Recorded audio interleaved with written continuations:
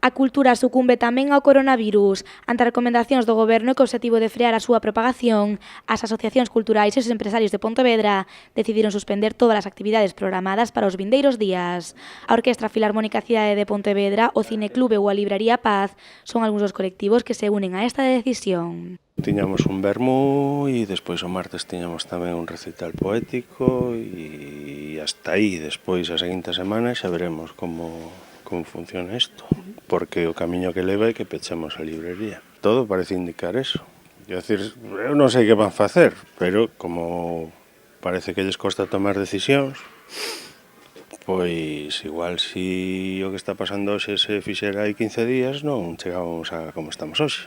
As salas de concertos e os pubs pontevedreses decidiron tamén chamar a responsabilidade social e pechar os seus establecementos. Nos decidimos suspender todos os concertos que tiñamos este mes, a parte das sesións de noite, e, bueno, estamos empezando a traballar nas suspensións igual de abril, que poda incluir igual o evento do Galegote. Toda a sala é un foco bastante grande, onde a xente se xunta nesa pista, e sabemos como funciona, entón, onte pola mañá, o primeiro que fixemos foi intentar aparcarse aos concertos e logo falar cos DJs que tiñamos previstos para todas estas semanas e dicirlle que non viñeran, porque non ten ningún sentido.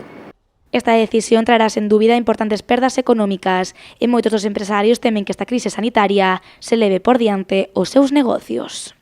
O sea, levamos días que cada vez temos menos público. Por eso digo que é unha cuestión de tempo que seguramente queden as farmacias e pouco máis aberto. Está xa repercutindo, pero bueno, eu creo que temos que facer todos isto, creo que todas as salas galegas chegamos a todos ao acordo de pechar, de non facer concertos, polo menos os que estamos en Cultura, que estamos traballando día a día con concertos en salas e algúns en festivais. A pesar do impacto económico que trará esta decisión, pechar as portas é agora o máis sensato, porque soamente quedándonos na casa conseguiremos frear o coronavirus.